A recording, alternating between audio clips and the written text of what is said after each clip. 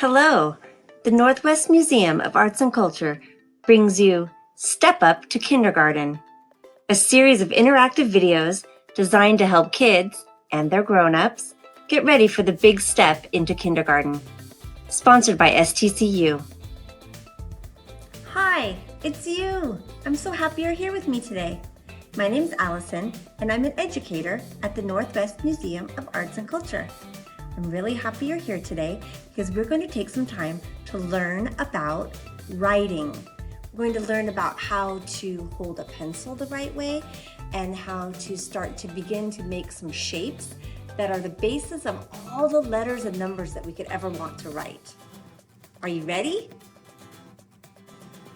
Here's what you'll need today.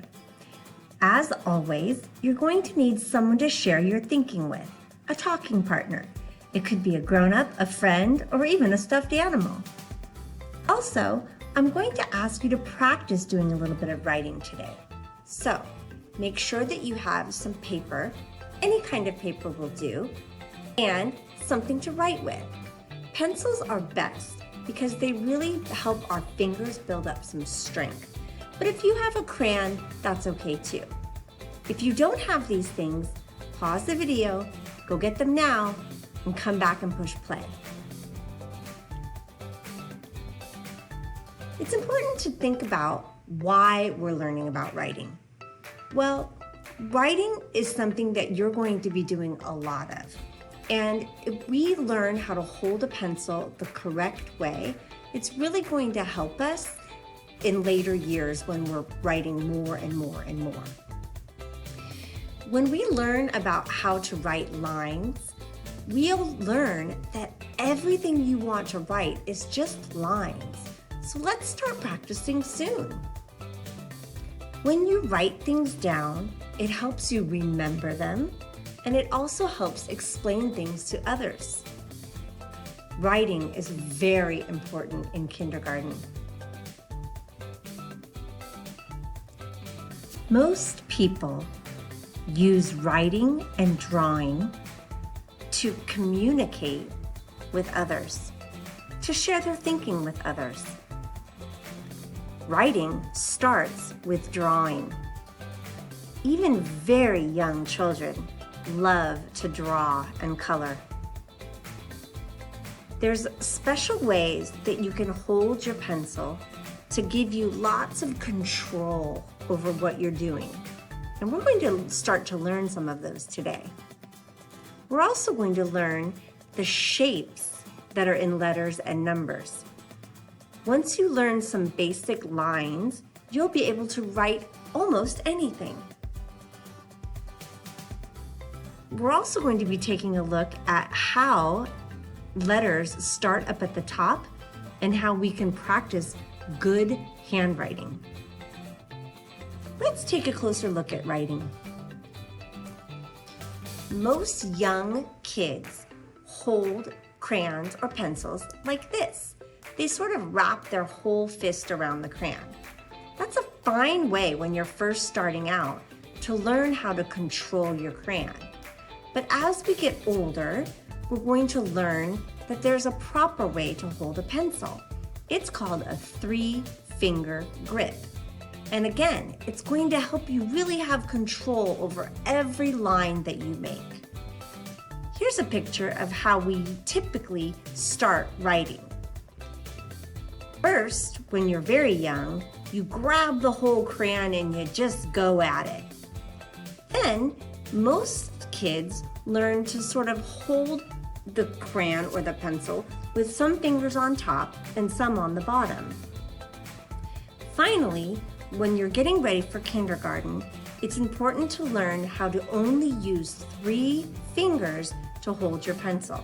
It doesn't matter whether you're using your left hand or your right hand. I'll show you what both look like, but we're going to take a closer look at how to hold a pencil. Here's a picture of a good way to start to learn how to hold a pencil. If you hold your hand with your thumb pointing up and your finger pointing out, you can lay a pencil across that little track near your thumb, and you're going to balance it on your bent finger.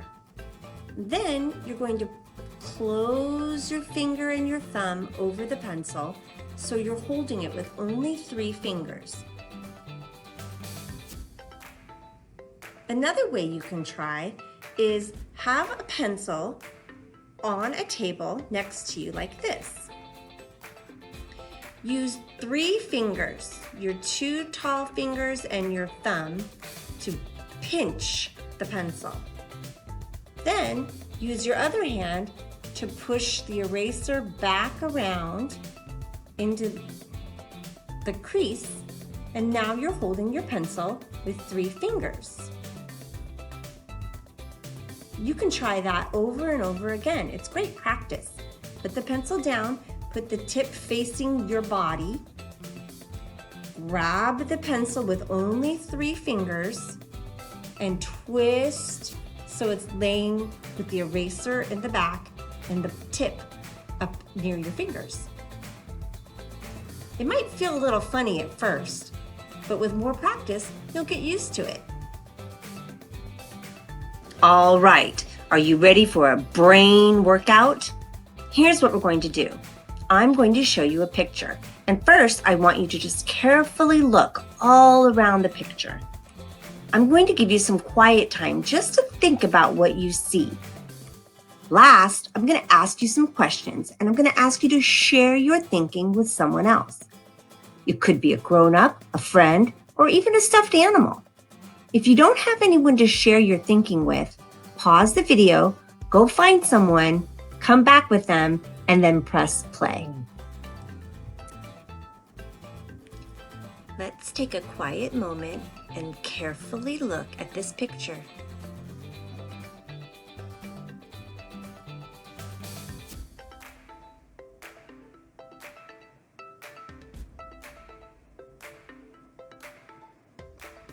Tell someone next to you, what's going on in this picture?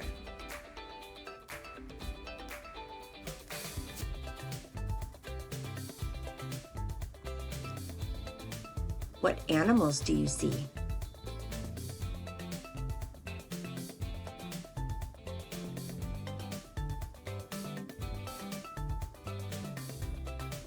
What are the animals doing?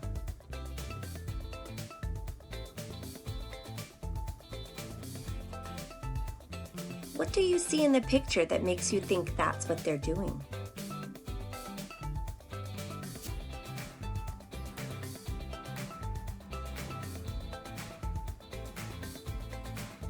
Where do you think this picture is happening?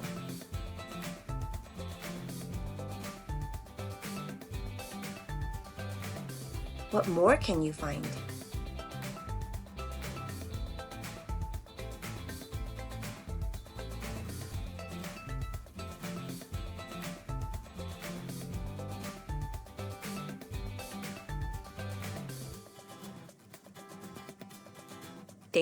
Thank you for taking your time to share your thinking with me today. Now we're going to have a body workout. What I'd like you to do is stand up in a safe spot. Make sure that you can move your arms all around and not bump into anything. And let's get ready to make some lines with our arms. All right, we're going to start with a big straight line. So you're going to start by pointing way up in the sky and pulling one big long line all the way down to the floor. Next, we're going to do a big line, but we're going to do it across our bodies. So point one direction and draw your big line across your body. Great. Now let's try it with little lines. Little line down, little line across. The other kind of line we're going to work on is the diagonal line. So I want you to cross your body, point up to one corner of your ceiling, and I want you to slide down the slide to the floor for a big diagonal line. Great work. Now let's try a short diagonal line going the other direction. point to the other corner and make a short little line going down. Perfect. The last kind of lines we're going to practice are curves. We can do curves that go over our heads, curves that scoop under our bodies, or curves that go from the top across the side and down to the floor and back up. So we're going to practice two kinds of curves. Big curve, all the way over your head. Fantastic. Now let's try a little curve the other way. Just a little U shape, little curve. You got it. Those are the only lines that you're going to need in order to be able to start writing and drawing things. Great workout. Now we're going to practice making our lines a little bit smaller. So go ahead and sit back down. And what I'd like you to do is try to think about tracing your finger over the next few lines that you see. This will be a little bit more like writing. First line that we're going to talk about is big line.